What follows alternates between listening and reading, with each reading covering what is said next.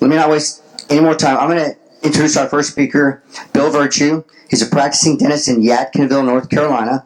He graduated from the Indiana University Dental School in Indianapolis. In 2010, he became board certified as a naturopathic physician. He was the president of this academy in 2012. He received his fellowship and is the current secretary of the executive council. So without further ado, Dr. Bill Virtue. All right. Thank you. Thank you.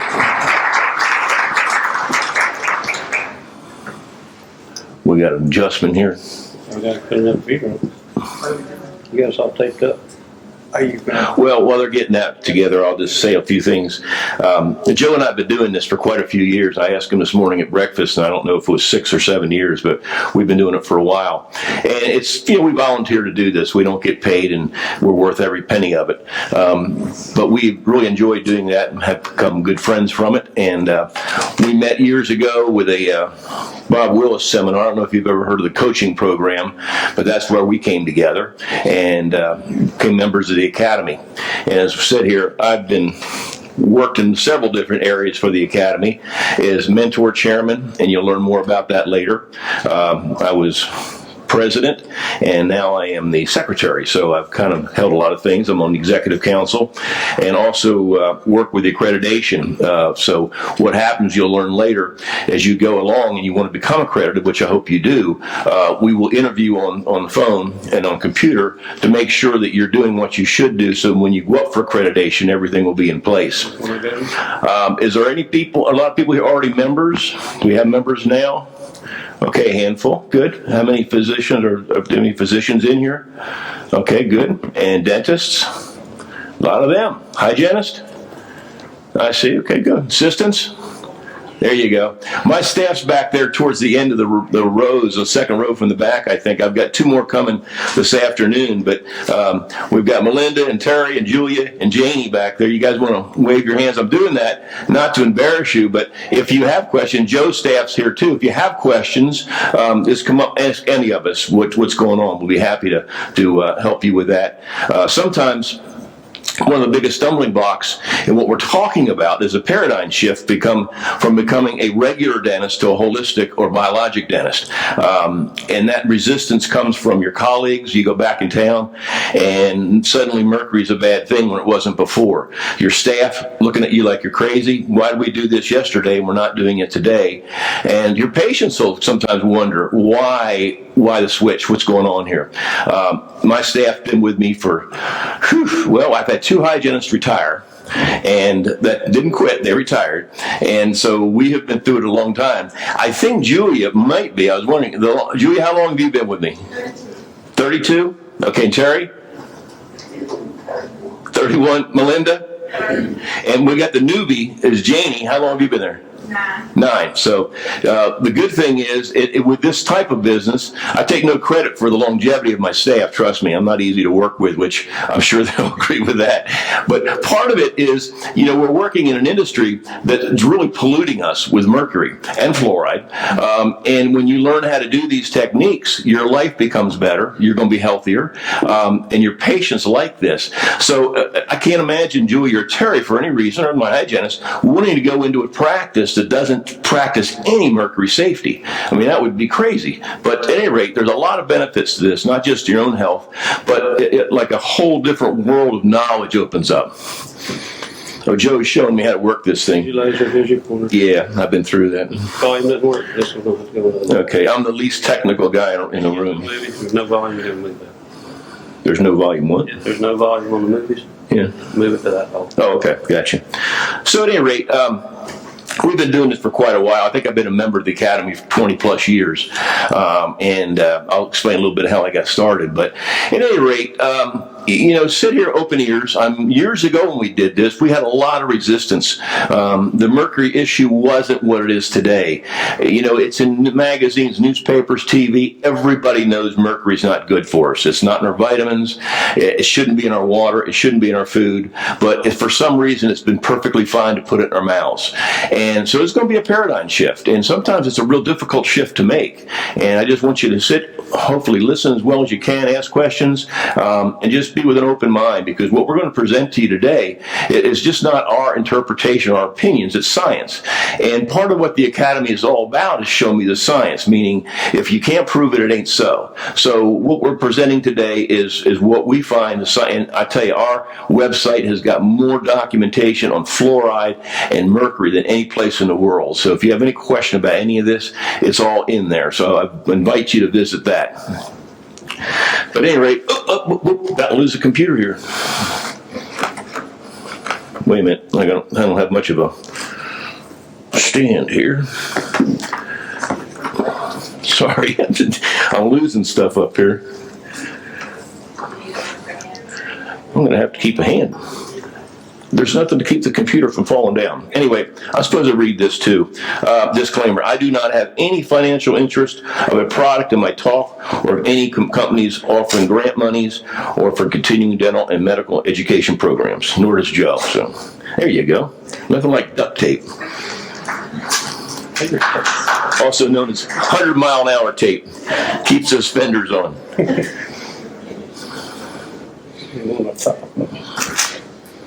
First time I ever had to tape it. I didn't know why it was suddenly in my lap. We would have been in trouble. Yeah. All right, now I think that's going to do. You want to put one more?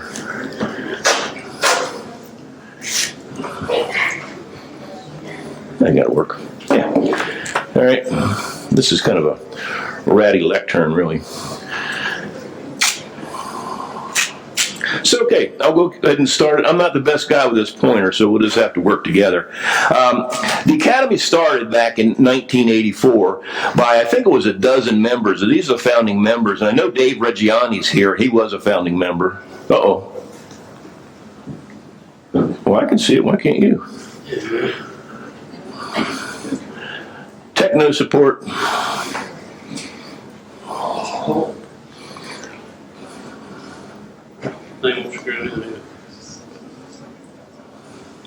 Here.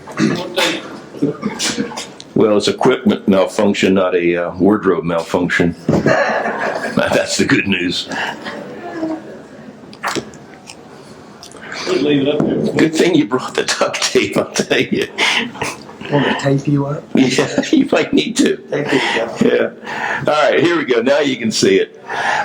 Anyway, it was formed in 1984 by a group, I think it was 12, I don't know, somewhere in that number, of dentists who were convinced and didn't have the science at the time that mercury was bad for you. And as concerned dentists, they started out, and Dave Reggiani, which is not in the room today, but he's at the meeting, said last night he hasn't placed a mercury filling since 1979. I graduated in 79 from Indiana, and at that time I thought mercury fillings were just fine. My first meeting with the IAOMT was in Durham, North Carolina, which is about an hour and a half from my home in Winston-Salem. And I went to this meeting, and it was the weirdest group of dentists I've ever met. There was about 30 in the room at the time. This weekend we're going to have 560 people here, so we've grown. And when I was president, we had 600 members. Now we have 821, I think, as of last night. So the Academy's growing. But my point being that at the time I was there, it was the weirdest meeting I've ever been to because no teeth were shown. Now you might see a picture of a tooth here today on an arch or something, but we're not going to teach you how to do a better impression. We're not going to teach you how to do a better margin. None of that's involved in this. You guys know how to do that. But these guys had Birkenstocks on, they had ponytails, and they were really a weird group of dentists, I got to tell you the truth. But I was flabbergasted by what I learned for those 2 days. And it really went against everything I'd learned at school. Basically, we knew mercury was not good for us because when you had excess mercury out of the little titulators, you had to put it in a bottle and put a top on it with oil in it. So we knew it wasn't bad, but we knew we couldn't throw that jar away. It had to be recycled somehow. But when it came out of the mouth, it was toxic, and when it went in the mouth, it wasn't. So it's like, well, that's kind of weird. So after a while, I continued to go to these meetings once a year, maybe once every other year, until I got hooked on it and decided this was going to be the way I was going to practice. These are our current, well, actually, Tammy's president, Mark is past president, and with Jack down here on the lower right, This is our chairman of the board. Maddie's sitting right over there. Maddie, want to wave? He's our, your upcoming president, or? Yeah, he'll be president in September. And then there's Joe, he's our treasurer. And myself, and I'm secretary, he's treasurer. We're in it for life. The presidents, they have 3 years, 2 under president, and then they become president. So, and then they move on. And this Stuart Nunley is our immediate past president. He's going to be here too. It was Trust Academy of allied professionals providing scientific resources to support new levels of integrity and safety in healthcare. The whole thing is about what goes in your mouth affects your body, so we're very aware of that. The information you hear at our meeting is derived from science, delivered by clinicians, research scientists, and health professionals that are committed to improving and making healthcare safer for patients and the environment. The important word there to me is not only patients, but the environment, because if you understand that if you put a mercury filling in somebody's mouth, you're putting mercury into the environment. And we'll go through a little bit later to show you how that happens. But as you exhale, you're going to exhale mercury. As you inhale mercury. And that's in your body. Once you die, whatever to do with the body, the mercury goes back into the environment. Or when you drill these things out, it's going to go back into the environment. So if you don't think of any personal health issues with the mercury, you might think about the environmental impact. Biologic dentistry, the IAOMT, biological dentistry is not a separate recognized specialty of dentistry, okay, but is a thorough process with an attitude that can apply to all facets of dental practice and to the healthcare in general, to always seek the safest, least toxic way to accomplish the goals of modern dentistry and contemporary healthcare. Did that change? Guys, that didn't change, did it? Well, I need some more duct tape. I'll try it again. There we go. All right. The science of mercury. Well, through this organization, I'm become a certified integrative biologic dentist and a naturopathic physician. So there's different areas you can go through when you join the academy. Well, you don't have to join the academy to become a naturopath, but that's one avenue of doing it. Phil Monaco will be speaking this afternoon. I really encourage you to stay in for him. He's fabulous, along with Dave Kennedy. But there's different things you can accomplish above just your DDS if you're interested in pursuing this. All right, a little bit of my story. My family history. Well, I grew up in a little town. Well, not a little town. Well, it's a little town. Woodbury, New Jersey. Anybody know Woodbury is? All right. Born in Camden. Glad to be from there. Camden is, what a trip. But I have an aunt, and my mother's sister, Aunt Vi. Aunt Vi was the youngest in the family of about 5 kids, I think. And Aunt Vi, 20 years ago, came down to North Carolina to visit my mom and the family, and she had been diagnosed with Lou Gehrig's disease. Well, after visiting with her, and she came down a year later, perhaps, and progressed into more symptoms. I noticed Aunt Vi's mouth was full of mercury fillings. I mean, every time she smiled, the laughingest, loving lady you've ever meet. She's always smiling and always laughing, so I got to see a lot of her teeth, and full of mercury.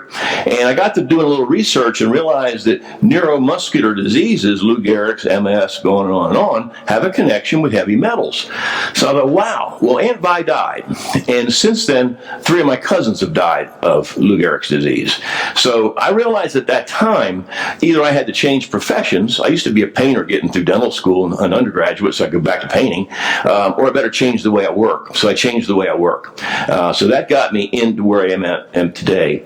And I told you a little bit about the IAOMT, my experience in Durham. That was an eye-opener. But since then, we have continually evolved. Now, when you leave here today, you might not have all the answers you want for sure. But what I did is I slowly progressed into buying equipment, and each time we went to a meeting, I got something else and brought it back, and something else and brought it back. And my staff probably thought I was crazy in the beginning, and probably still do to some extent. But you don't have to do all this tomorrow. You can build on it, because there's a lot of stuff to learn, there's a lot of stuff that you're going to change. So the point is, just don't be overwhelmed with it. Just be open to it and realize that you can accumulate and move forward with this. And as Carl Sagan said, which is an important message to me, the absence of evidence is not evidence of absence. In other words, just because you can't sit down and prove something doesn't mean it can't be true.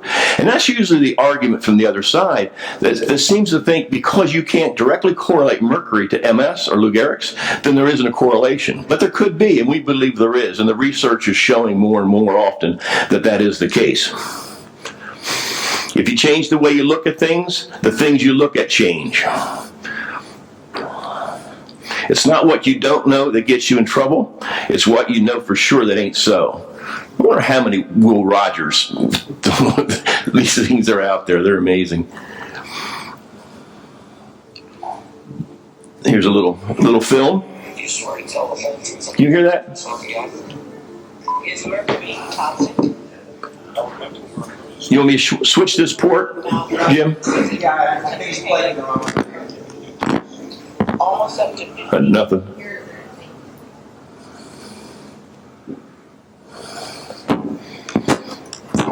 They use me as a guinea pig. This afternoon, everything will work fine. It's playing here. Anywhere from 4 to 19 micrograms of mercury per day can leach out of your amalgams into your body. The single filling delivers micrograms. There's meats on the top. Is a lot. Maybe it's muted. Mercury is vaporizing from the amalgams, Yeah. and you have 80% absorption through the lungs. This is a fairly The wrong one. Sorry about this. We'll get it figured out. As you well know, we're duct taped up here. You want to restart that too. from the dangers of mercury vapor. The amount of mercury vapor that's Not all? released from amalgam restorations is so minute. Yeah, that's So right. when Dennis goes in and grind out the amalgam filling, he is creating tremendous quantities.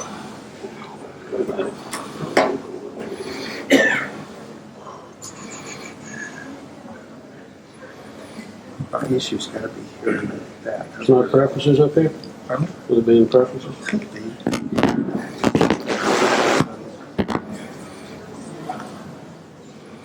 If you had it set up for changing the I mean, headphone port? Huh? What is that? It's output headphone port? output, okay, I can't see it. Playing it.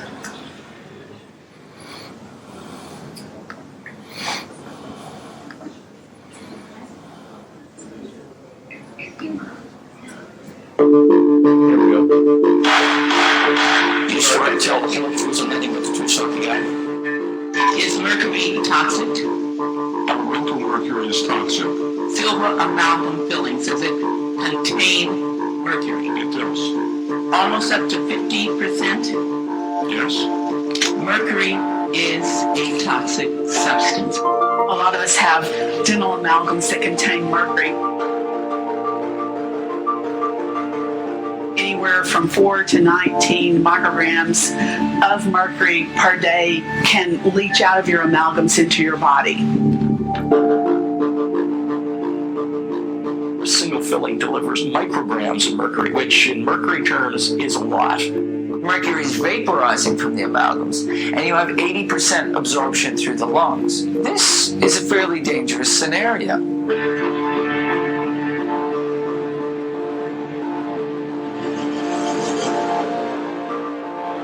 Dentists go to dental school, they're taught that mixed dental amalgam is completely inert. They taught us nothing about protecting the staff from the dangers of mercury vapor. The amount of mercury vapor that's released from amalgam restorations is so minute. And so when a dentist goes in to grind out an amalgam filling, he is creating tremendous quantities of mercury particulate. Their dental drill runs at about 400,000 RPM, and it sends a shower of micron size and submicron size particles everywhere. It's tens of thousands of parts per million. I've never seen levels of mercury this high. That's pretty much unheard of in any type of work environment.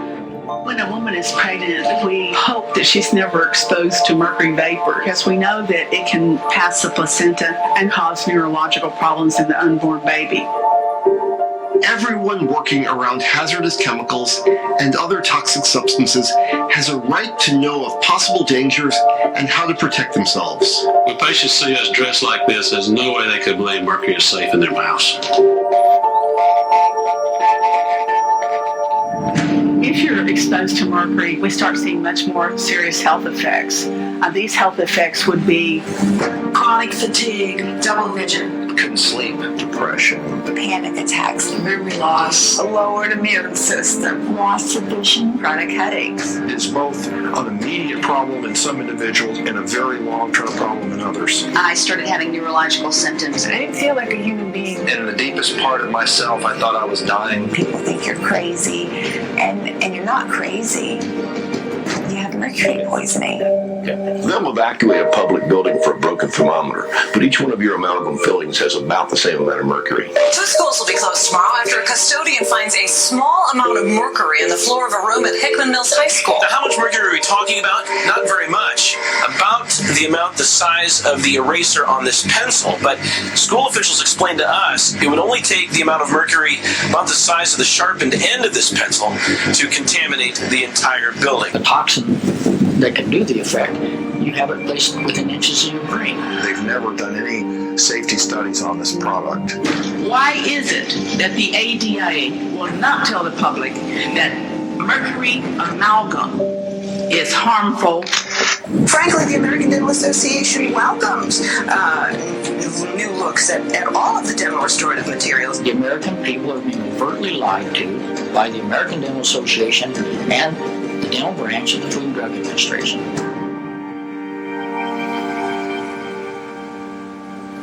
Kind of interesting, eh?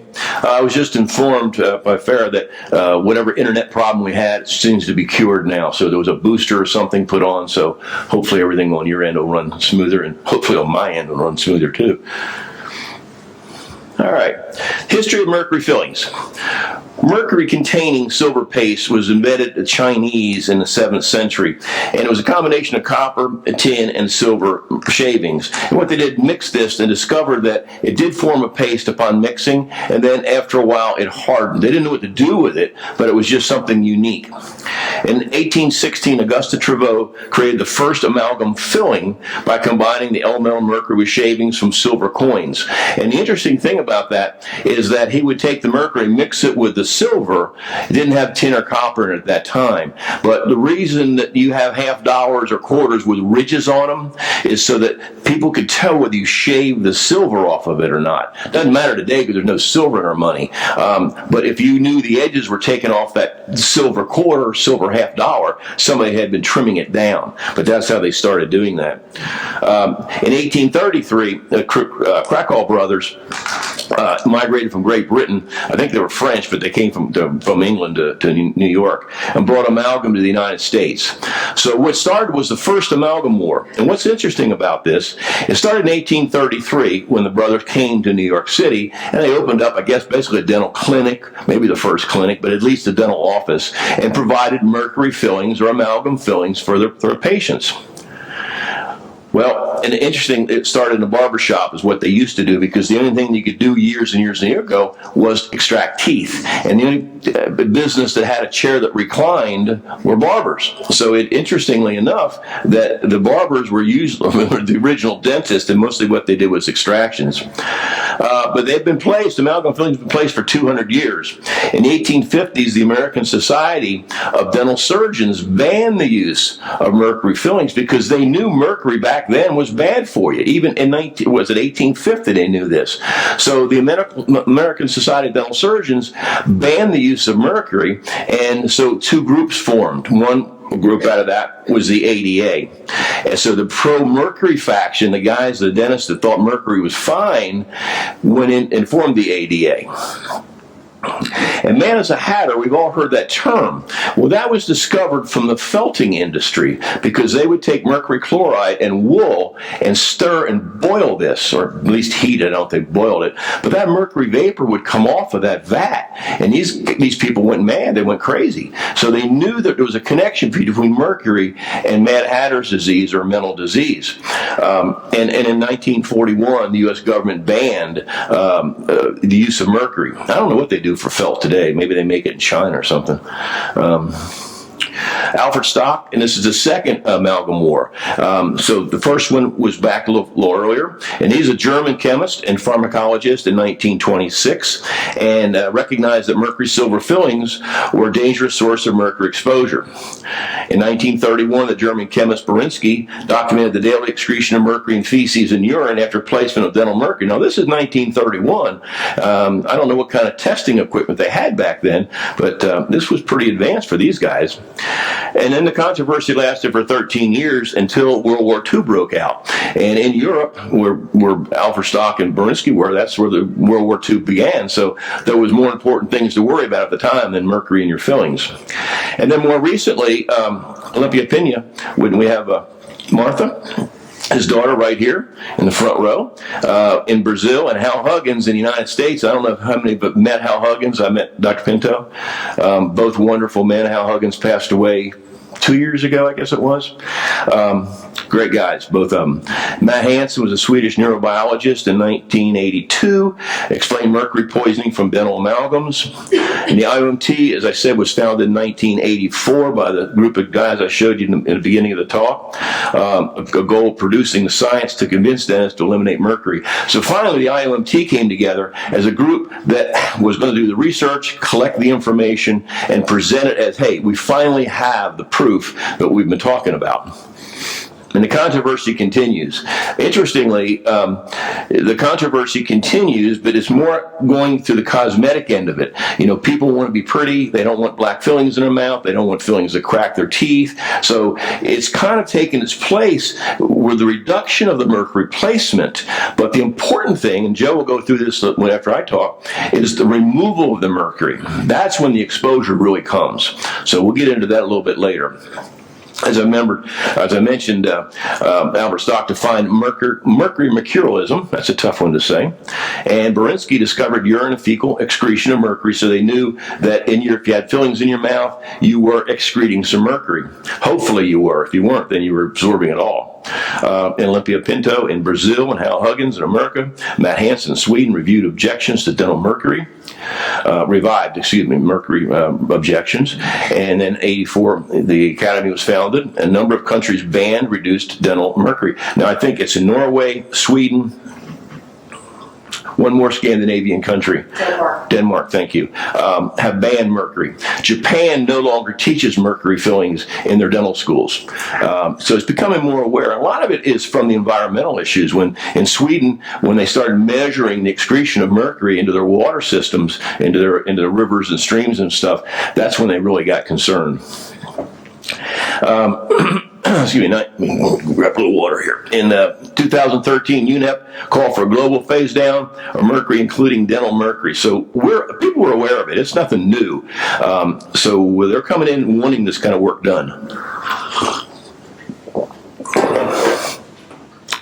Okay, significant dates in dental amalgam mercury usage. In 1984, the National Institute of Dental Research and the ADA acknowledged mercury might be released from amalgam fillings. Well, there is no might about it. It can be measured very, very easily. The Academy's got measuring instruments to show that, but mercury comes off these fillings, and I'll show you a little bit how much later. In 1986, the ADA enacted a resolution, still part of the Code of Ethics today, prohibiting dentists from removing mercury fillings for toxicological reasons. In other words, never, ever, and we never do this, tell a patient that their MS or their Lou Gehrig's or whatever they're suffering from, their energy or hormone levels or whatever, it's going to be helped by removing their mercury fillings. We don't know that. We don't know that, and you can't be practicing medicine without a medical license.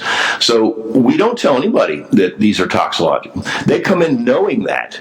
We show them pictures. Every tooth we take a picture of, and we put it up on the computer screen. We show them the cracks and the decay. That should be enough said. So we really don't go into any of what I'm talking about with my patients. We just don't do it. Now, they may come in and talk to me about it, and that's fine. I'm happy to talk with them. But you got to be careful. You don't want to go out there and, hey, I'm going to take these out because they're bad for you or because they're causing disease. You can't do that. And I've been down the state board, one time, but it was a series of times, about my website. I think I put on there something like the most gentle care or something like that. I couldn't use the word word most. And then I had a whole page of possible symptoms for mercury fillings. And then they didn't want me to call them mercury fillings. They said, you can't call these mercury fillings. I said, well, really? Freedom of speech, I think I can. Mercury is the number one ingredient in this amalgam filling. How can I not call it a mercury filling? So they relented on that. They just made me take the page out that I had all the symptoms or possible diseases that could be associated with mercury. And in North Carolina, you can't be superlative, so I had to take out the most, I think it was the most gentle care, or the most, I don't know what it was. I had to take out most. So I substituted that with gentle care, I don't know. But anyway, there was a lot to do, and $10,000 worth of legal fees for that little problem. So be careful what you say. You got to check out your own state's laws. And in 2009, the FDA, Center for Devices and Radiation Health, officially classified dental amalgam filling as a Class 2 device, meaning moderate risk. We think it's got more than moderate risk. And in 16, the EPA is currently proposing standards for discharges of dental pollutants into publicly owned wastewater treatment plants. Now, with the election of Trump, everything's kind of been stopped on that. But the goal here was to get mercury separators in everybody's office. Does anybody have a mercury separator in the wastewater? Great. Okay. Well, everybody should have one. I mean, that's a given. That's not protecting you in the office or the patients, but it's estimated 40 to 60% of mercury discharged from dental offices is what, 40 to 60% of the mercury in our rivers and streams comes from dental offices. So think that's really key if you're worried about the environment. Okay, the fundamentals of mercury. It's a heavy metal. We know that. Atomic number is 80. Atomic weight's 200. It's the only metal that's liquid at room temperature. Gas, vapor, it vaporizes, colorless, odorless, and tasteless, so you'll never know if you're in the presence of mercury vapor. Vaporizes easily. You remember as kids, I don't know if any of you did, but we'd break a thermometer in the basement and watch all that mercury just roll all around, rub it on pennies and make them turn silver. We didn't think anything about it. I mean, we'd break thermometers in school or something, like, who cares? Just, sweep it up. Or vacuum it up, even worse. You vacuum it up, it's all over the room, because that little beater goes through and just goes right through the bag. It vaporizes above 10 degrees Fahrenheit. For every 50 degrees, the vaporization pressure doubles. And very reactive. It oxidizes very, very easily, which is why it's a bad number. Okay, elemental mercury from either liquid or vapor, 80% uptake in the lungs, and that was mentioned in that tape. In other words, every time you inhale with a mouthful of mercury fillings, 80% of what you're inhaling is going to be absorbed into your body. That's a pretty large percentage. And as a dentist practicing it out without any safeguards, you're absorbing the mercury coming off that patient's fillings. So you got to remember that. So that's why we go into such detail about how to properly remove these. And if you're, like I say, that's a high exposure. The dentist industry is, I think, the third largest user of mercury in the country. And that's concerning putting them in. But the big deal, again, I'll keep reiterating this, is taking them out. This is where you really be careful. And understand, too, that as you, as a dentist, come home without any precautions, you're exhaling vapor, mercury vapor, to your family. I mean, you've got it on your clothes, you got it on your face, you got it on your body. Joe and Maddie over there did a tremendous amount of research. I helped a little tiny bit with that project. He'll go and Joe will explain a little bit more later on today of how much mercury vapor and or particles the dentist and his assistants are accumulating. Okay, it's mercurious. With 79 electrons. This is probably boring stuff, but so if it loses one electron, it's mercurious. If it loses 2 electrons, it's mercuric. An inorganic mercury salt formed by oxidation of mercury, poor uptake in the intestines, poor mobility, does not cross blood-brain barriers, it causes inflammation in the gut. In other words, if the patient swallows a chunk of the amalgam that you're chunking out of there, it's probably not a big deal because there's not going to be a lot of absorption from that, and it'll pass through the gut. Not a great deal. I mean, it's not a good thing, but it's not as bad as the vapor. Chemical forms of mercury, we have methylmercury, formed by bacterial synthesis in the mouth and the gut, 95% uptake in the intestines, good mobility, and does cross the blood-brain barrier. So it's methylized in the gut and in the mouth, and then it's uptake into the body.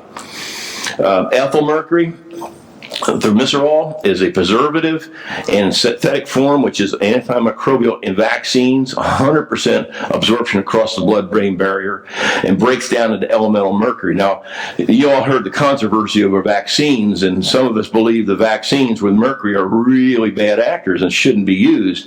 They're changing that, but a vial full of whatever the vaccine, and the thimerosal is put in there to kill the bacteria in the vaccine. Okay, so that's what it's there for, so it preserves it so the vaccine doesn't go bad. What is methylation? Unique factor related to mercury exposure and individual response. Bacteria in the soil and water can convert mercury from the environment into methylmercury, which is why pregnant women and children have been advised to restrict consumption of certain types of seafood. Other forms of mercury might be altered into methylmercury inside the human body. Studies have documented the ability of mercury in the human system, such as that from amalgam fillings, to be transformed into methylmercury in the mouth and by specific strains of yeast and bacteria in the gut. Why the issue of methylation is essential to consider?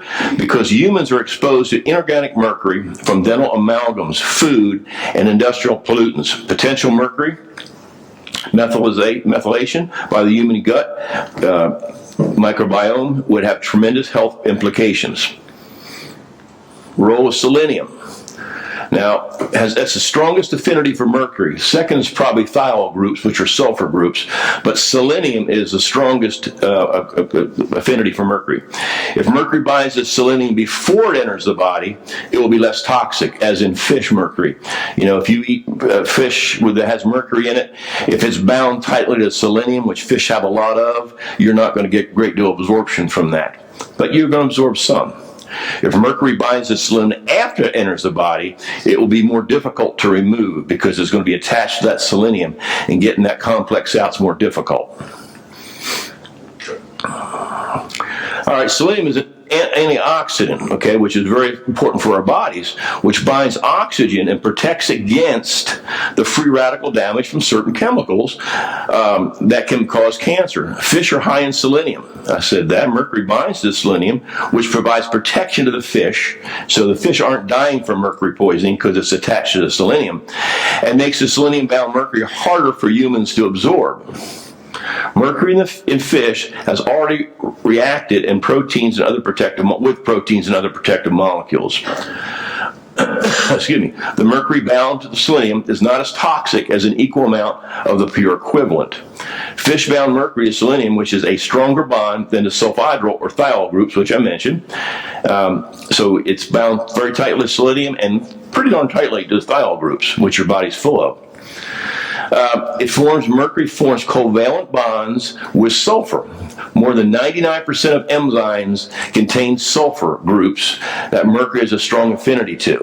So 99% of your enzymes have sulfur, and mercury binds very tightly to the sulfur with a covalent bond.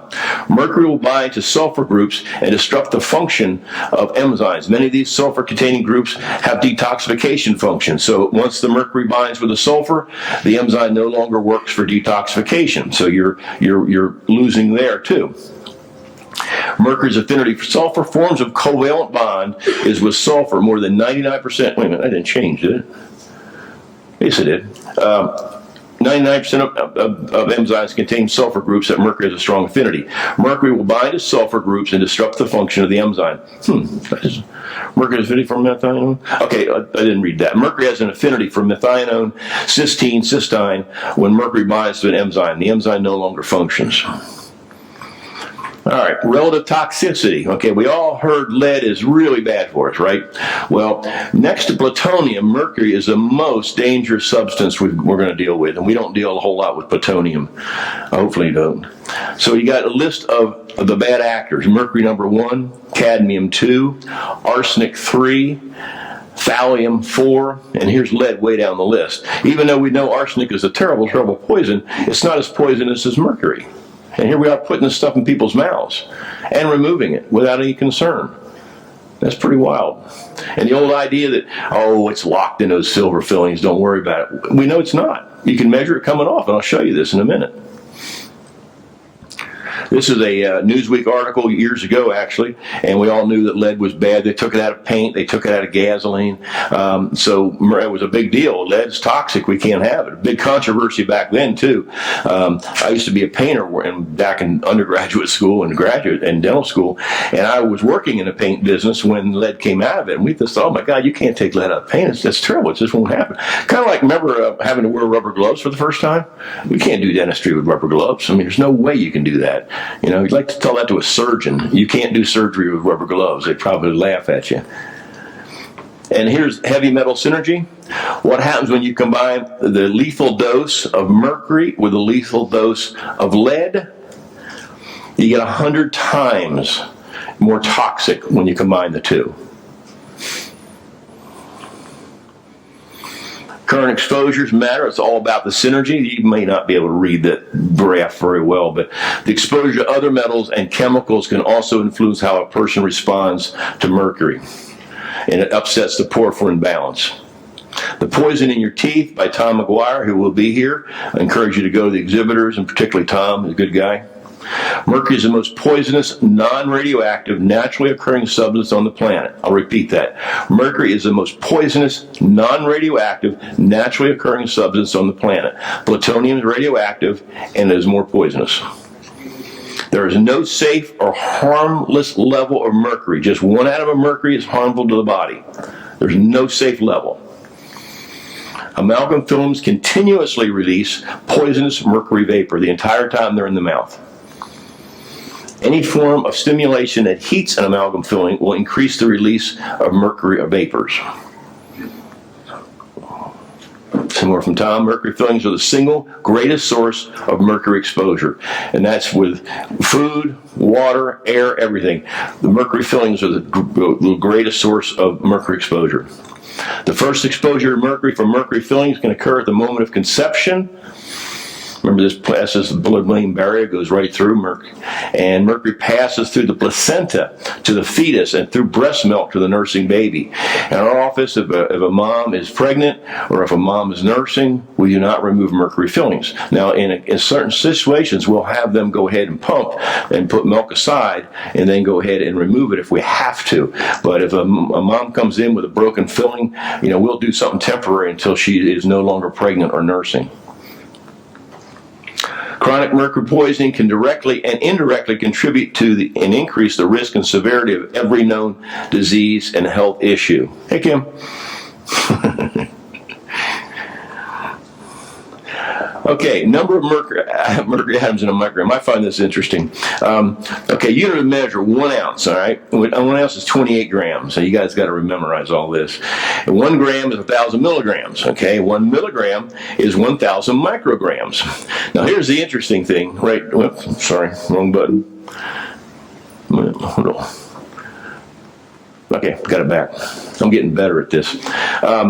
This last line is what's most interesting to me, because 1 atoms of mercury in 1 microgram. Okay, now microgram is 1,000 is 1 milligrams in 1 microgram, but 4 trillion. That's 4 trillion atoms in a microgram of mercury. Now that means 4 trillion possibilities to affect enzymes with that little bit of amount. So when we're talking about quantities, we're talking about very, very, very small quantities of mercury. We're not talking about spoonfuls here. It just takes a very, very small amount. Now this is a electromicrograph of a amalgam filling, mercury filling. Now, I always call them mercury in my office. I never call them silver. I don't call them amalgams. I call them mercury. I want to get the point across. But what this is showing is that this is the surface of the mercury filling up here, and this is undissolved mercury. Now, it's called amalgam because it's not like a complete mixture. You titrate this stuff and then squeeze it into the tooth, but excuse me, this is amalgam. I just got back from Frisco, Colorado skiing, and I think it dried me out a little bit. This is undissolved mercury that is coming to the surface of this filling, and as it does, you see all these little dark areas. This is undissolved mercury, and as that little rascal gets to the top, the mercury is just there to release the vapor. It's a liquid form, so it's going to come off, and you can see how much of this there is. So as this mercury filling wears down, this gas comes off, and you breathe it.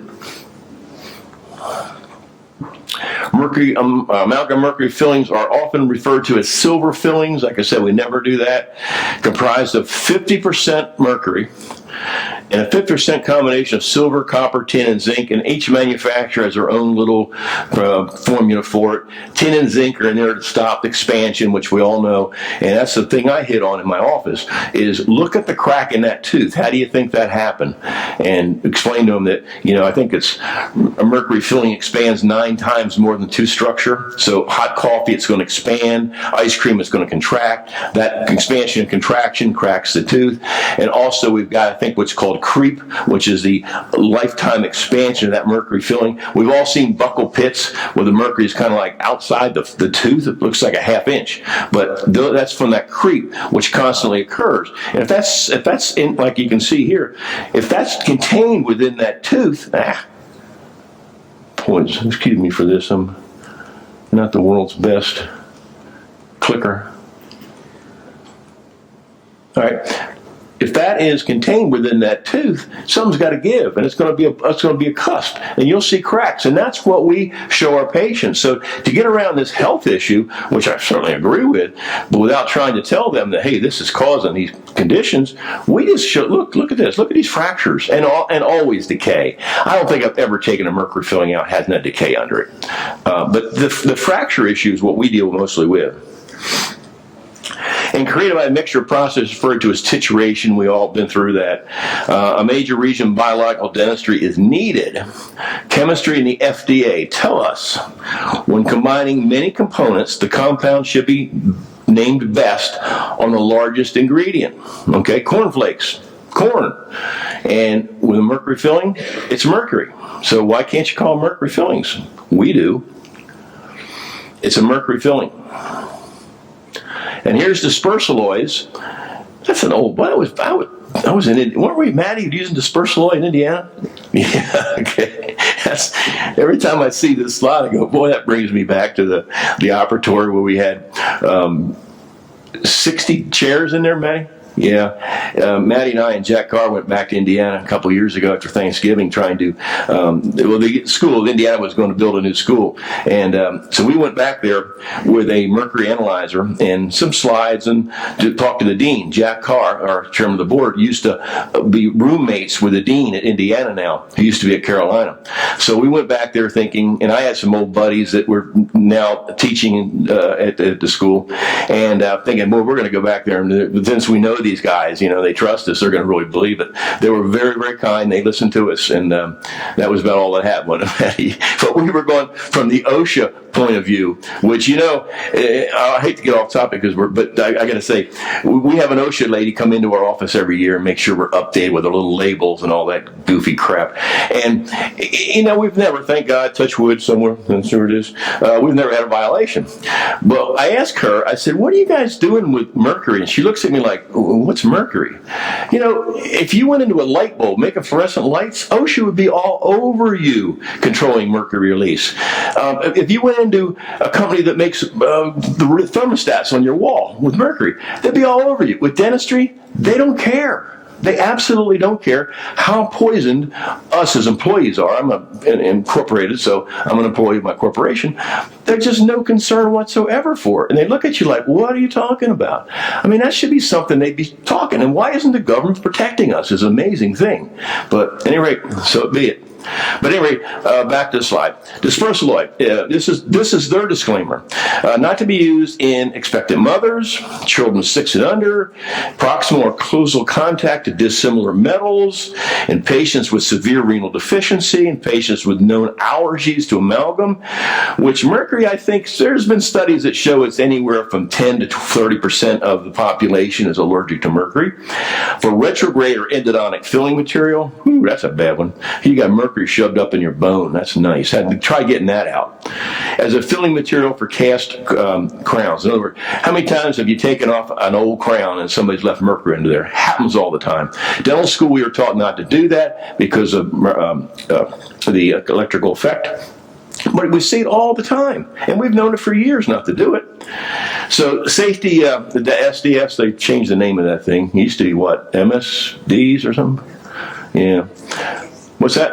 MSDS. The MSDS, thank you, yes. And you got to keep that book up front and all that junk. Yeah, we do that. But formerly known as material safety, that's right there. I could have read that.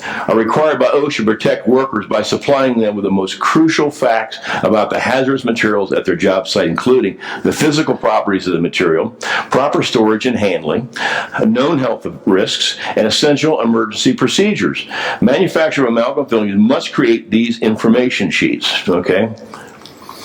Here's it. All right. So the toxicological information, chronic health effects. Okay. These things is kind of what I had on my website, and I've got to say that you can go and you can blame any disease possibility on mercury these days. I mean, it's out there, and I don't know which ones really are and which ones aren't. But inhalation of mercury vapors, dust, or organic vapors of skin absorption, mercury over long periods can cause mercurialism. Symptoms include tremors, inflammation, mouth gums, excess salivation, stomatitis, blue gums, lines, and amalgam tattoos. Pain and numbness in extremities, weight loss, mental depression, nervousness, exposure, aggressive kidney disorders, respiratory disease, nervous system disorders may cause damage to blood, kidneys, liver, brain, peripheral nervous system, central nervous system. Well, not much of a problem there, is it? Really good stuff. All right, first aid measures, inhalation. Adverse symptoms may include the following: reduced fetal weight, increased in fetal deaths, skeletal malformations, salivation, metallic taste, eye irritation. A lot of patients come in with some metallic taste, and it's just from the galvanic reaction from dissimilar metals in their mouth. They got a PFM crown over here, they got a gold crown here, they got a mercury filling up here, another one over here. So there's current going through their mouth, and what it's doing is pulling out the copper, and that's what they're tasting. Respiratory tract infections, coughing, pulmonary edema, wheezing and breathing difficulties, headache, fever, nausea, vomiting, diarrhea. I mean, it's all, everything can be possibly connected to it. SDS expert number 3, hazard identification classification. Very toxic, but this is Henry Schein. Very toxic by inhalation. Toxic may cause harm to the unborn child. Toxic, dangerous, serious damage to the health by prolonged exposure through inhalation. Disposal considerations must be disposed of together with household garbage. Must not, be disposed of, because like I say, you can't just throw this stuff in the trash. It's got to be properly disposed. Do not allow products to reach sewage systems. Well, we do that all the time, not in my office, but dentists do it all the time without any concern. All right, chronic long-term exposure. This is, I guess, from the MSDS sheets. Inhalation of mercury vapors cause mercurialism. Findings are extremely variable and include tremors, as we said. This has been talked about and reiterated. High copper amalgams have increased mercury release. That's the important thing here. So they put the copper in to control, I guess it was expansion, and this is what you get. The high copper amalgam filling released roughly 300 micrograms initially after placement, and almost 800 micrograms of mercury in the first week. That's a lot of mercury. This is several 100% more mercury than what non-high copper amalgams released during the first few days of placements, 102 micrograms on day 1. So you can compare the high copper is 300 on day 1 to 102, and almost 800 micrograms compared to 160 with a low copper alloy. But, I mean, what's the point? Don't use it. I mean, that's interesting, but if you don't use it, you don't have to worry about it. James Adams, PhD, presents data showing a single spill high copper amalgam filling releases roughly 300. This is not advancing. Hold on a second. There we go. I might not be hitting it hard enough. Mercury fillings with high copper. 1975, high levels of copper were added to amalgam fillings. Okay, and that's the dispersal that I was talking to Maddie about, I guess. In 76, increase in autoimmune disorders, specifically onset of ALS, Lou Gehrig's. In 1976 again, incidence of multiple sclerosis drastically increased. Now we're talking perhaps, can't say it's for sure, the high copper alloys, because they're releasing more mercury. Scientific studies have found that high copper amalgams, which are still used today, release much greater amounts of mercury than low copper amalgams. And here's oral galvanism, okay? I mentioned earlier, you find a gold crown, PFM, mercury all over the mouth. A direct current of electricity, especially when produced by chemical action. Oral galvanism, electric currents produced by chemical action in the mouth. You got a wet, warm environment, and you've got dissimilar metals. Dental textbooks have included references to oral galvanism for decades. And Ralph Phillips was the head of dental materials when I was in school, and we got lectures on oral galvanism, and we never leave a mercury filling. Back then it was amalgam filling underneath the crown. You always take those out. And excuse me, we talked about the situation where you have a gold inlay, onlay, or a crown, whatever, against a mercury filling. You're going to create a current. And currents in the oral cavity are measured in microamps. The brain operates on nanoamps, considerably less current. Mercury fillings produce 1,000 times more amperage than the amperage required by the brain. That's significant. And where are these mercury fillings? They're right below the brain, just inches away. And we've got 1,000 times more amperage going on in the mouth than the brain has got going on. I don't know if you all remember years ago, oh shoot, I can't remember the actress, red hair, on Johnny Carson. Lucille Ball was on Johnny Carson, and I mean, this is a long time ago, and she stated, as a matter of fact, on the show that she heard radio signals, and she heard radio in her head, and everybody laughed at her and thought that was quite ridiculous. Well, probably from oral galvanism. And I've had patients come into our office, not often, but I've had them say the same thing to me. And one thing I should mention is when you get to doing this after a while, excuse me, I'm sorry. You don't look at these people like they're crazy. I mean, they're telling you the truth. And a lot of them have got all kinds of weird symptoms. And a lot of them are really weird, too. But trust me, we laugh about that sometimes with our folks coming in. But they've been through a very different life many times than we have, because their life is really ruined by these symptoms. And you got to adjust. You got to adjust and slow down.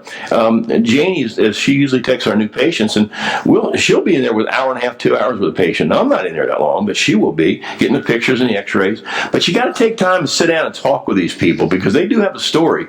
And a lot of times they've been all over with physicians and dentists, and it's all in your head kind of thing. And they got fibromyalgia, they got all kinds of boatload of different problems. And I'm not saying it's always because they got a mercury filling, but a lot of times this mercury and the yeast and the different molds that are in the body are all being fed by each other. So, just sit down and listen to them, and don't think they're crazy, because they're not. They've really got some stuff going on, and it takes a while. These people are a little different. It's a little bit like doing conscious sedation. Conscious sedation, you got to get paid for that. It takes time to do it. But these people they take time. Okay, back to Ralph Phillips. The insertion of mercury restorations directly in contact with a gold crown would be contraindicated. We got oral galvanism.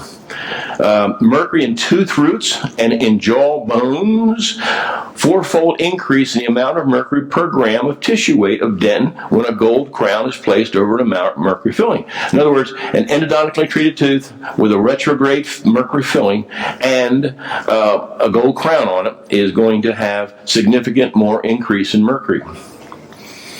You see the mercury tattoos is galvanism. Here's the potato clock.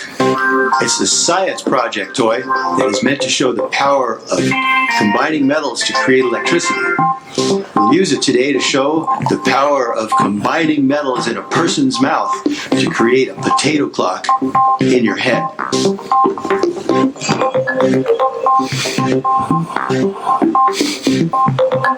Here are 2 potatoes, each with a zinc and a copper strip embedded in them. It takes 2 cells of zinc and copper to run this little digital clock. When you hook them all up, the potato clock starts to run. Got it? Here's a variety of dental metals that are embedded in a potato, ready to go. This one is a pure titanium implant. This one is a titanium alloy implant. Here is a lump of amalgam. This one is the remnant of a Maryland bridge, a nickel chromium alloy. Here is the remnant of a crown, porcelain fused to mystery metal. Here is an ingot of high gold content crown and bridge gold, and here is a bridge of porcelain fused to some kind of yellow crown and bridge gold.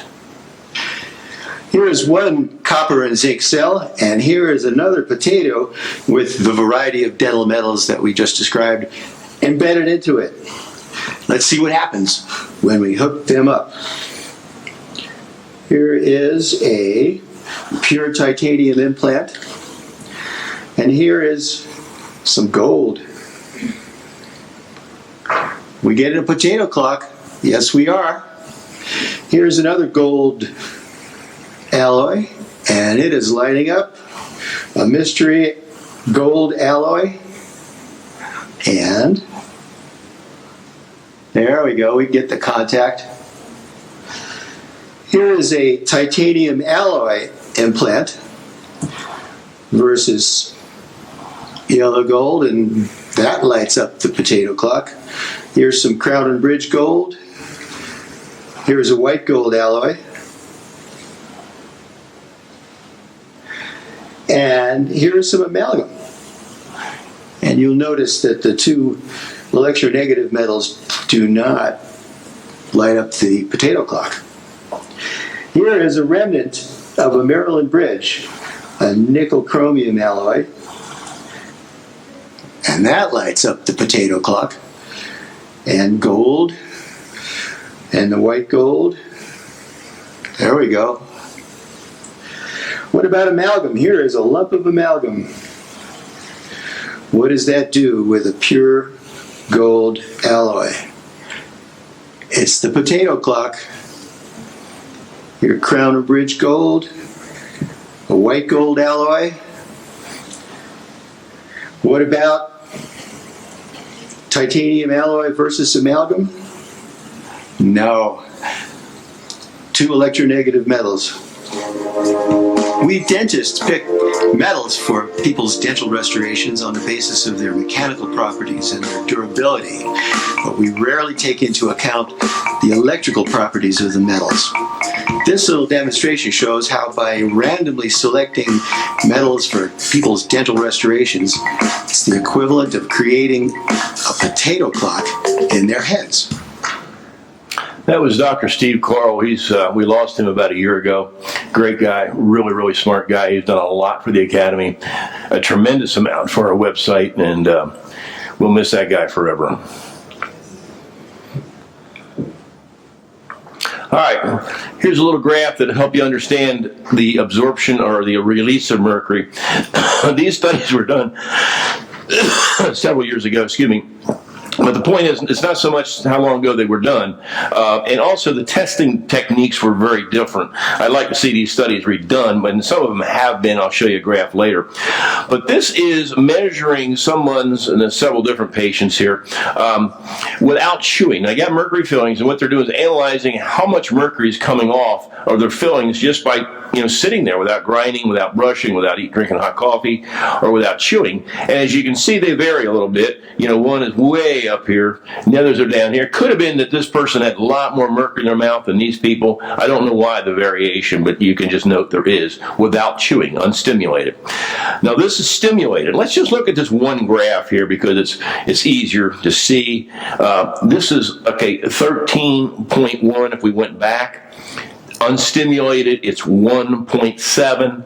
Stimulated, it's 13.1. A considerable difference in how much mercury is coming off by the stimulated being by chewing.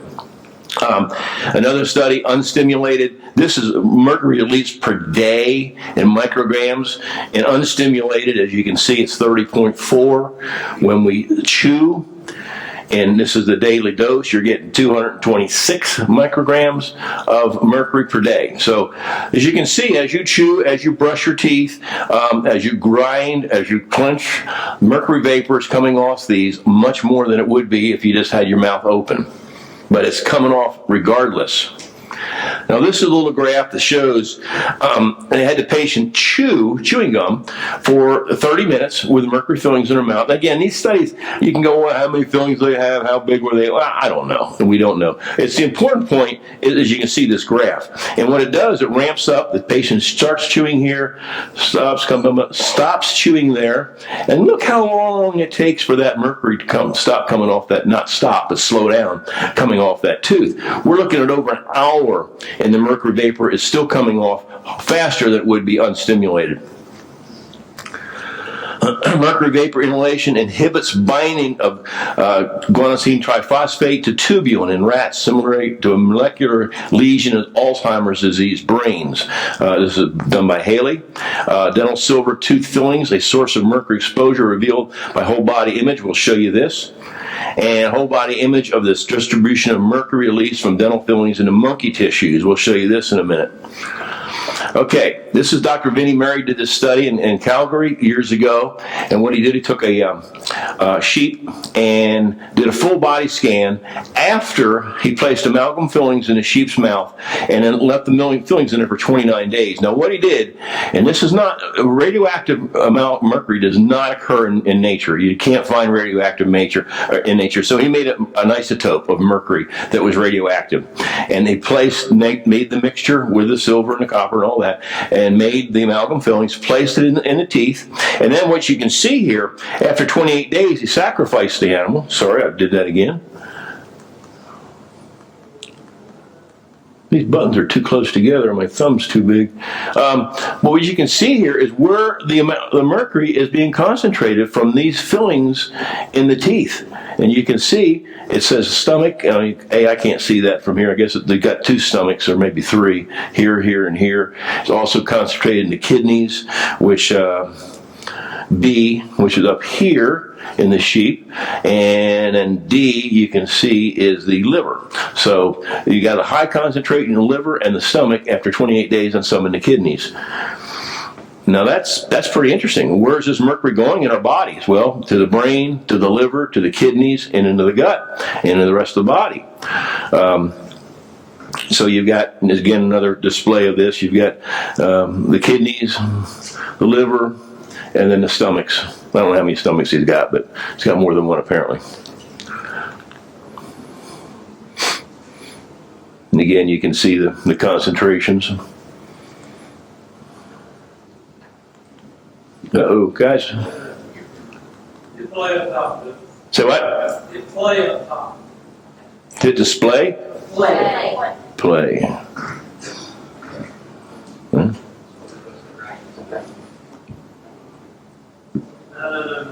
Yeah. Next row icons. Well, help. There you go. Well, that play.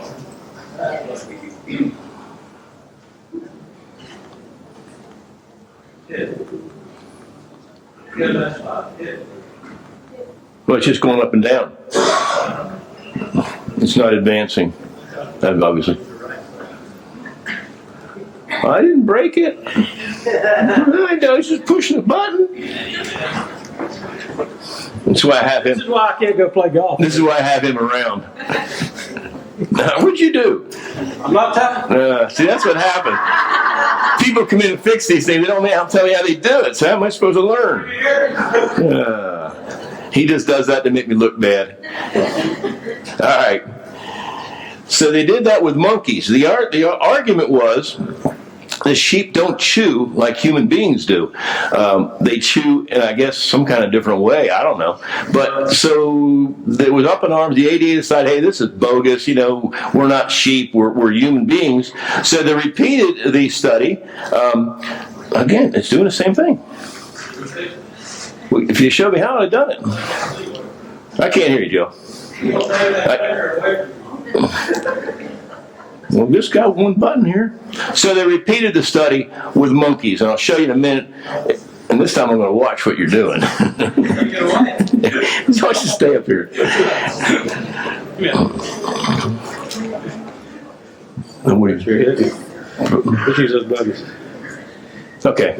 Yeah, but try that. Oh, well. I'll just do it this way. Okay. So they did the whole thing over again. You took my pointer away too. I didn't mess up the pointer. So they did a study again with monkeys, and again you can see that the mercury is in the same places. It's going to go to our kidneys, our intestines, and so the same results were, in which we knew they would be, occurred in the monkeys. Dental mercury amalgam, pregnancy in children. Scientific research has shown increased number of maternal mercury fillings and increased level in fetuses and infants. We kind of hit on that earlier. Increased number of maternal mercury fillings increase mercury in breast milk. We talked about that earlier. I'm not going to remove a mercury filling in a pregnant lady. Risks assessment do not take size or development of children into account. So, mercury toxicity, both the Environmental Protection Agency and the National Academy of Science state that between 8 and 10% of American women have mercury levels that would render any child they give birth to neurological disorders. In other words, 8 to 10 women in this country have mercury levels high enough to give their children problems. Based on this prevalence for our overall U.S. population of women of reproductive age and the number of U.S. births each year, it is estimated that more than 300,000 newborns each year may have increased risk of learning disabilities. I mean, we hear about learning disabilities all the time. Associated with an in utero exposure to methylmercury, more recent data from the CDC supports this general finding. So it's starting to show that mercury may have an effect on our kids. Yeah, isn't that amazing? The CAT study are two studies conducted in 1997 through 2005 and used to defend the use of mercury fillings in children. Our other researchers demonstrated factors such as long-term effects, genetic predisposition, and measurement errors could have been taken into account. Our researchers, including some of the original CAT research studying the same cohort, have since identified potential risks to these subjects for mercury exposure based on gender, genetic predispositions, and even gum chewing. And I think that there really is perhaps no place for mercury in children by Dr. Catal, I'm bad on names, but whoever that guy is, pediatric neurologist in Mayo Clinic. So I think there's no place for mercury in children, no place for mercury in any of us. I mean, there's no function, mercury has no function in our bodies. Facts from government agencies. WHO in 91, dental amalgam is the greatest source of mercury burden in non-occupationally exposed population. In other words, dentists and assistants and hygienists, we're exposed every day. So we're occupationally exposed. The only exposure from amalgam, according to WHO and World Health Organization, is between 3 and 17 micrograms, and 10 micrograms being the average mercury vapor exposure per day from amalgam. That's a lot. Health Canada, maximum tolerable daily intake of mercury would be released with 4 average size fillings. Okay, that's above maximum tolerable intake from 4 fillings or 8 surfaces based on industrial safety levels. Sources of human mercury exposure. This is interesting. I don't have a pointer, but you can see. I wish I had my pointer back. You can see that big old orange thing. That's where the mercury is coming from the amalgams. And the the yellow slice there is from food, including fish. From other foods. And fish and seafood is a turquoise portion. So 80%, maybe more, is coming from the amalgams in our mouth. Combination of mercury exposure from fish and amalgam. In 2013, the European Food Safety Authority panel on contaminants in food chain. The estimated exposure to inorganic mercury in Europe from the diet alone does not exceed the TWI tolerable weekly intake. Inhaled elemental mercury vapor from dental amalgam, which after absorption is converted to inorganic mercury, is an additional source that is likely to increase the internal inorganic mercury exposure. Thus, the TWI tolerable weekly intake might be exceeded. Now, here's again some published reports that show that published for the mercury exposure in adults and dental mercury fillings. This one's harmless. Oh, thanks, sir. Hey, you don't afraid I'll break this? Here we go. All right, thanks, you. It doesn't advance. All right, and it doesn't advance them. That's good news. All right, so here's we're showing all these different reports, and every one of them, here's the daily allowance, and it's way down here. And some of these, in Patterson I showed you earlier, here's what's actually exposure coming off the mercury filling. So with one study here down here, it was less, and every one of these studies, mercury exposure coming off the amalgam fillings is way, way higher. Why mercury-free, mercury-safe, and biological dentistry? It may cause harmful effects to the nervous, digestive, respiratory, immune systems, and in the kidneys, besides causing lung damage. By inhaling it. Adverse health effects from mercury exposure can be tremors, impaired vision. We talked about that, hearing, paralysis. A lot of different things are lumped into that. I'm not sure exactly which are all true. No threshold below which some adverse effects do not occur. And this is Mark Richardson's assessment, updating exposure, examining references, exposure levels, and critically evaluating recent studies. It was determined that some 67 million Americans would exceed the mercury dose associated with a reference dose of 0.3 micrograms established by the U.S. Environmental Protection Agency. So that means they're just over. I'll go back to that. Wait a minute. Yeah. So having these mercury fillings, that we're just over the limits, and nobody's paying any attention to that.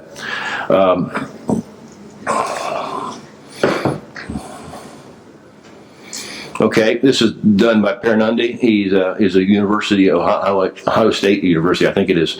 Ohio State. He's done some research, and transitional heavy metals attached to lipids in the endothelium of the blood vessels, altering lipid signaling mediators, prostaglandins, and released, causing inflammation and tears in the membrane. Plaque forms to repair the damage. In other words, the mercury is irritating the blood vessels, and what happens when you get an irritation in the blood vessel? Dr. Levy years ago decided that coronary artery disease, just like he's talking here, is caused by localized scurvy. Not having enough vitamin C causes irritation in the endothelial lining. Then when there's an irritation, plaque comes in to help solve that problem and to heal it. Well, where the plaque continues to accumulate. And what Pernundy's saying here is that the same thing is occurring with mercury. And mercury causes cytotoxicity in the vascular epithelium. And methyl mercury causes mitochondrial damage. Demyelination of nerve fibers can lead to diseases such as multiple sclerosis, ALS, Alzheimer's disease, mental illness, and depression.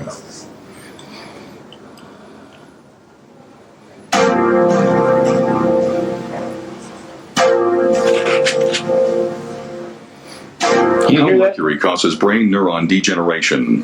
Turn it up, Jim. Mercury has long been known to be a potent neurotoxic substance, whether it is inhaled or consumed in the diet as a food contaminant. Over the past 15 years, medical research laboratories have established that dental amalgam tooth fillings are a major contributor to mercury body burden. In 1997, a team of research scientists demonstrated that mercury vapor inhalation by animals produced a molecular lesion in brain protein metabolism, which was similar to a lesion seen in 80% of Alzheimer's diseased brains. Recently completed experiments by scientists at the University of Calgary's Faculty of Medicine now reveal, with direct visual evidence from brain neuron tissue cultures, how mercury ions actually alter the cell membrane structure of developing neurons. To better understand mercury's effect on the brain, let us first illustrate what brain neurons look like and how they grow.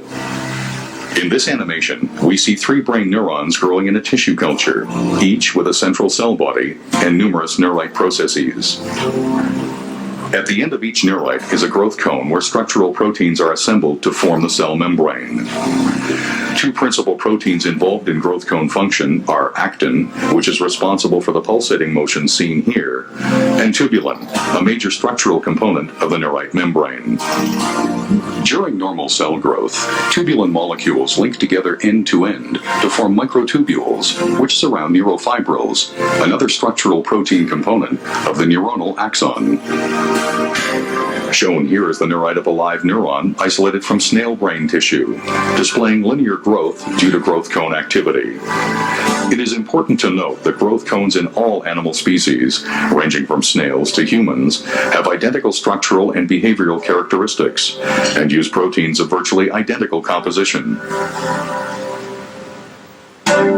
In this experiment, neurons also isolated from snail brain tissue were grown in culture for several days, after which very low concentrations of mercury were added to the culture medium for 20 minutes.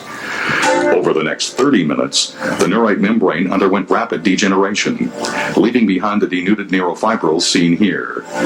In contrast, other heavy metals added at this same concentration, such as aluminum, lead, cadmium, and manganese, did not produce this effect. To understand how mercury causes this degeneration, let us return to our illustration. As mentioned before, tubulin proteins link together during normal cell growth to form the microtubules which support the neurite structure. When mercury ions are introduced into the culture medium, they infiltrate the cell and bind themselves to newly synthesized tubulin molecules. More specifically, the mercury ions attach themselves to the binding site reserved for guanosine triphosphate, or GTP, on the beta subunit of the affected tubulin molecules. Since bound GTP normally provides the energy which allows tubulin molecules to attach to one another, mercury ions bound to these sites prevent tubulin proteins from linking together. Consequently, the neurite's microtubules begin to disassemble into free tubulin molecules, leaving the neurite stripped of its supporting structure. Ultimately, both the developing neurite and its growth cone collapse, and some denuded neurofibrils form aggregates or tangles, as depicted here. Shown here is a neurite growth cone stained specifically for tubulin and actin, before and after mercury exposure. Note that the mercury has caused disintegration of tubulin microtubule structure. These new findings reveal important visual evidence as to how mercury causes neurodegeneration. More importantly, this study provides the first direct evidence that low-level mercury exposure is indeed a precipitating factor that can initiate this neurodegenerative process within the brain.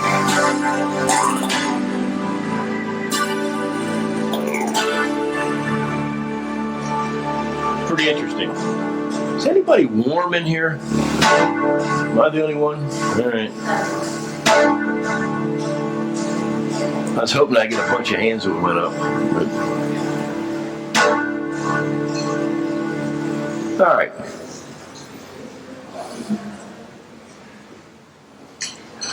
Okay. Well. See, I can't even do it when I don't have the pointer. Here it goes. Okay, what happens to the 80% of mercury vapor absorbed in the body from dental amalgam fillings? It's absorbed by the lungs and passed to the rest of the body, particularly the brain, kidney, liver, lung, and gastrointestinal tracts. The half-life of metallic mercury varies depending on the organ where the mercury was deposited and the state of oxidation. Example, half-lives of mercury in the whole body and kidney regions have been estimated at 58 days, whereas mercury deposited in the brain can have a half-life of up to several decades. Now, half-life means half of it's removed in that amount of time. And then, the next half-life, next half-life, so it takes forever to theoretically get this out of the body. Symptoms of mercury exposure, and again, there's a lot of stuff reported. I don't know how many of these are true. I'm sure they're probably true for somebody out there, but you can see without reading through all this stuff that you got a lot of things that are blamed on this: fatigue, headaches, insomnia, immune system impairment. I'm sure that's true. Nerve damage, psychological issues, tremors, weight loss, dermatological conditions, and everybody's affected a little bit differently. Dental amalgam has been scientifically linked to these health issues. For scientific research, see the IAOMT's position statement against dental amalgam, and our research library, which I said is at IAOMT.org, which has got a lot of information in it. There's probably no other place in the world that's got as much information on mercury and fluoride as we do. Again, you see Alzheimer's disease, you get hearing loss, multiple sclerosis, Parkinson's, and reproductive dysfunction, thyroiditis, suicidal indications. We've had some people earlier from the academy that you saw interviewed that had suicidal tendencies. I think sometimes dentistry can just do that to you without really having any mercury involved. well, we do have the highest alcohol, suicide, and divorce in any profession. I mean, if you want to blame that on mercury, you go ahead. I'm not sure what causes that. It could be the stress of the job, or some people are tougher than others, or what have you. I don't know. I don't take it personally that I don't like to go to the dentist. It's like, okay, well, that's fine. I'm glad you're here. Genetic predisposition and dental mercury risks. Mercury exposure from dental mercury amalgam threatens people with genetic variants that can impact their response to mercury exposure, such as CPAC, CPAC4 and APOE 3 and 4. Recent research has identified predispositions to neurological impacts by mercury exposure from dental amalgam in male children with CPAC4. Other genetic traits that have been examined for health impairment caused by mercury exposure include MT, polymorphisms, I'm just going to say COMT. Excuse me, I'm sorry. And different mutations. Genetic susceptibility to mercury. Why aren't we all dead? That's what you get a lot of times from dentists. Why aren't I affected by this if this is the case? Alloprotein E is a genotyping as a potential biomarker for mercury neurotoxicity. And what that is I'll go through here in a minute. And then there's an alloprotein 4, reduced mercury toxifying capacity. In other words, alloprotein is a protein in the cerebral spinal fluid that helps transport cholesterol.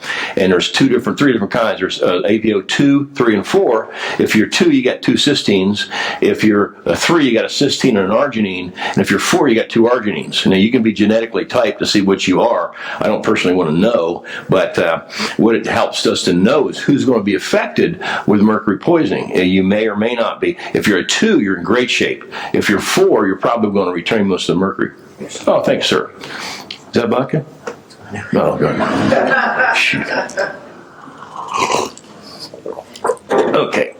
That feels better. Yeah, I don't know whether I was in Frisco for 4 days skiing out in Colorado, and boy, the high is 17, and it's really dry out there, as you well know.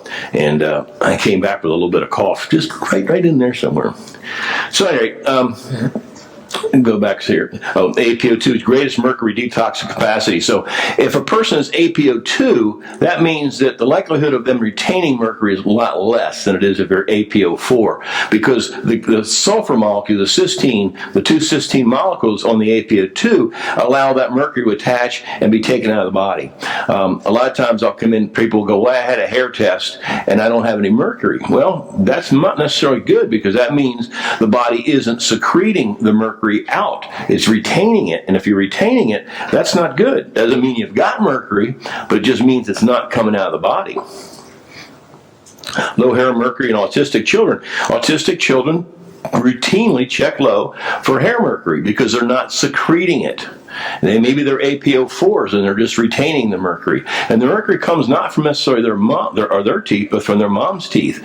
Remember, if mom has mercury fillings, the fetus is absorbing that mercury, and in the breast milk also. The 90-year-old patient, mouthful of amalgams, and health is fine. It's like the 90-year-old patient that smoked all of his life and never gets lung cancer. I did it again. But see, I'm learning how to correct it. They're probably APO2, that 90-year-old person, because their mouth's full of mercury fillings, but they're getting it out of the body. So it's not affecting them like it would be somebody's APO4. Okay, Dr. James Wood stated that 25% to 50% of people have these genetic variants. And it was discussed a lifetime risk of neurological damage, and noted we're not talking about small risks here. Let me get another.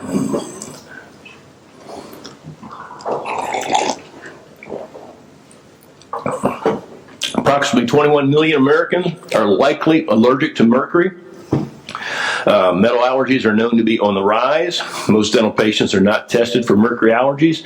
It could be on the rise because there's so many new and unknown sources of exposure today. Toxicity, I mean, it's coming. I forgot what statistics are, but someone told us earlier, I mean, the amount of chemicals we're exposed to on a daily basis is a lot more than it was when I was a child, because there's just a lot more chemicals out there. Most dental patients are not tested for mercury allergies. Don't know why we would, just to get it out of the mouth. Health conditions linked to dental metal allergies include autoimmune diseases, fatigue, multiple chemical sensitivities, oral lichenoid lesions, and high infertility.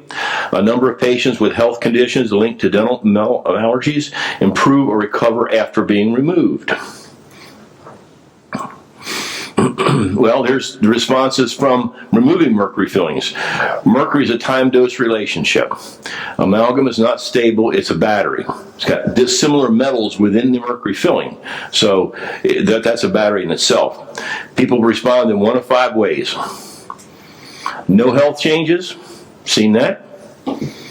Worse and increased exposure due to poor mercury protocol. In other words, you have the patient that went to the dentist and had didn't even use rubber dam on these people. And rubber dam is a misnomer. It's got to be a vinyl dam. And they get worse because they've got an increased exposure to that mercury since it's being removed. They're inhaling, instead of a little bit every day, a ton of it in one day. You got to be careful. You got to do it correctly. Better health after detoxification by the physician. We work closely with physicians to make sure that the patient goes to that physician and gets the vitamin C drip or whatever they're going to do. We do give vitamin C in the office, or just packs of it by Live On Labs, but we prefer the patient go to their physician and get an IV. Better health immediately upon removal. That's probably electrical, oral galvanism, interfering with the brain perhaps. We've had some people that, and I don't get these dramatic response. Hal Huggins used to talk about that, where he'd have people come in a wheelchair and you get the mercury out and they'd walk out of there. I didn't have that experience like that. I wish I would. But we do have people come in and say, once you remove that mercury, I felt better. I mean, we've heard that many times. Some better after amalgam removal and more after detox. As I said, just because you get it out of the mouth doesn't mean it's out of the body. So you've got to get this mercury. The source is the mouth, and the battery where it's being held or stored is the body. So you got to get it out of the body, and that's where the physicians come in. Don't be chelating these patients. Let the physician do that. Environmental chem. Okay. Overview of current allowable uses of mercury. How are we doing on time, Jim? Joe? 15, okay. But we got a break set up back there, so give me 15 minutes. Compact fluorescent light bulbs. Overview of current allowable uses of mercury in the U.S. Okay, compact light bulbs, dental amalgam, specific types of flu shots, again, with the preservative we talked about right there. Numerous manufacturing processes. Chlorine is a mercury releasing. They use mercury, they put it under charge, and then they take salt and it separates the chlorine from the sodium. So that's a very reactive mercury business, along with fluorescent light bulbs. Mercury regulations in the U.S. Some types of regulations ban restrictions and or limitations as an air pollutant discharges into waterways, levels in drinking water and paper food packaging, guidelines for fish and shellfish consumption, and paints, pesticides and cosmetics and batteries, toys and jewelry and switches, thermometers, measuring devices, thermostats. It's in a lot of stuff. It really is. I don't know if they stopped it, but it used to be mercury was put in paint, so you could paint it on the bottom of a boat so that the algae didn't stick to that. So that's a great way of putting mercury back into the waterway. I don't know if they're still doing that or not. Do anybody know about that? No? Okay, I don't either. We are the only industry in the U.S. that does not require to prevent mercury waste from entering the environment. I mentioned on that a little bit earlier. 60% of mercury reaching treatment facilities is from dental offices, which is estimated before 40 to 60, but a lot of mercury in our streams and rivers are coming from our offices. It's from dental. So 28 tons of mercury is entering our environment per year because all dental offices do not have separators. So if all dental offices had separators in their basements or in the building, 28 tons of mercury would not enter our streams and rivers. And that's a real easy thing to do. It's not an expensive device. There'll be some here. Joe will show them earlier. The exhibitors will have them. Easy to install, and it's just like you're crazy not to do this. The EPA was coming out with a rule to do that, but President Trump kind of stopped back and said, okay, we're going to not, let's sit down and see what we got going on with the EPA before. So I don't know what's going on with that rule right now. All right. That's not playing, so I'll try another. Another little film. Mercury is one of the most toxic elements and a persistent traveler through our environment. So who's the travel agent for this elemental poison? Coal-fired power plants? Most definitely. Mining operations? Of course. Your neighborhood dental office? Surprisingly, yes. The United Nations Environment Program reports that 10% of global mercury usage is for amalgam tooth fillings. This results in up to 340 tons of dental mercury journeying into the environment each year. In the United States, dentists are currently the largest users of elemental mercury.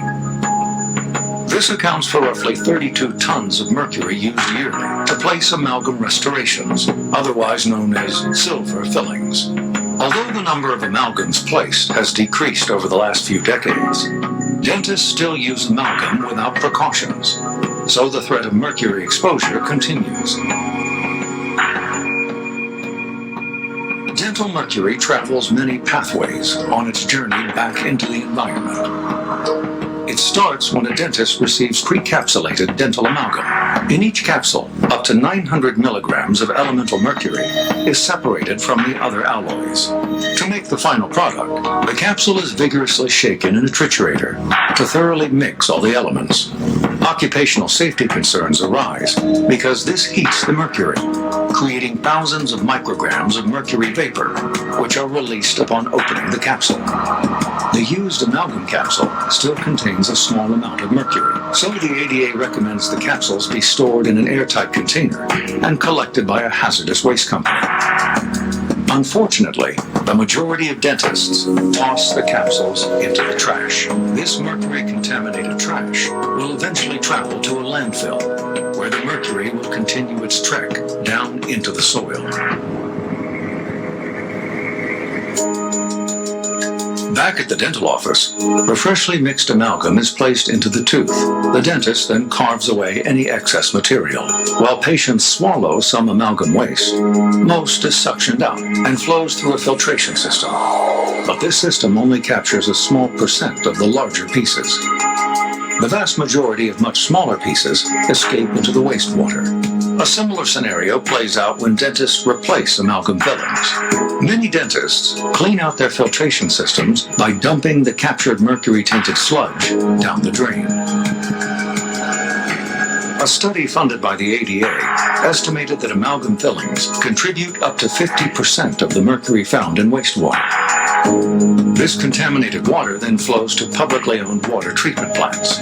While efforts are made to remove the mercury from wastewater, most of it settles down into the sewage sludge, which is then taken and spread on land as fertilizer, or deposited in a landfill. In both scenarios, the mercury constantly off-gasses into the atmosphere and seeps into the ground. A percentage of the sewage sludge is also sent packing to incinerators. With over 200 tons of dental mercury in the mouths of Americans, even exhaling is a contributor of mercury to our atmosphere. Additionally, people with amalgam fillings serve as hosts for mercury's passage back into our environment through the excretion of human waste. Mercury's ride continues even after death. Crematories, which are unregulated and contain no filtering processes, are a growing vehicle for transporting mercury back into the atmosphere. When all the various pathways are accounted for, dental mercury from the United States contributes roughly 28.5 tons into the environment each year. The governments of the world are actively working together to reduce the amount of mercury released globally to protect human health. The first and foremost step to eliminating mercury released from dental amalgam is to discontinue the use of this toxic material. With the threat so great and the solutions so simple, it's time to restrict mercury's passport.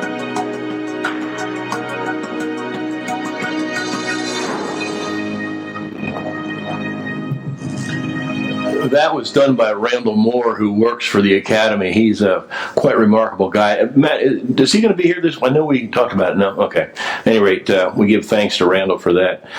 And this is Minamata Convention. Dr. Cole went to that, and it was helpful in getting the exam, or representing the Academy. We're running a little short on time, so I'm just going to kind of go through these a little quickly. And what do you do with this mercury waste? Protect the office environment. Well, we wear vinyl gloves, vinyl dam, and Joe's going to go through a lot of this afternoon, after me anyway, not this afternoon. Protecting the environment outside. We're taking their gloves, and you can see the protective mask Joe's got on. We put those in a bucket, and that is recycled, and or sometimes thrown away many times. But it's at least contained in the office. It's not allowed to sit there and off gas all day. Dental office wastewater contains 1.5 pounds of mercury per dentist per year. That's how much mercury the average dentist could trap if they had a filter. And it takes 0.5 gram of mercury, 0.5 gram of mercury to contaminate a 10-acre lake. That's not much mercury. That's like half a thermometer. This is my amalgam separator in the basement of my office. The little thing in the bottom there this is kind of a gravity feed. Oops, sorry. Here we go again. Gravity feed, it collects here, and then we send this back to be recycled, and they send us a new one first, and it's just switched out. And you can see how simple this is. There's a hose in and a hose out. It's not a real complicated gizmo. I've had that for years. This is the one Joe's got. There's several different varieties. This is line cleaners containing bleach or chlorine will increase the release of mercury from amalgam trapped in lines, so you don't want to use that. And so why are we not supposed to eat humans anymore? Because they contain toxic levels of mercury. All right, Joe, is that your break? Because it's not going forward. All right. All right, we're going to break for back here, coffee and stuff to break, and then we'll start back in a half hour.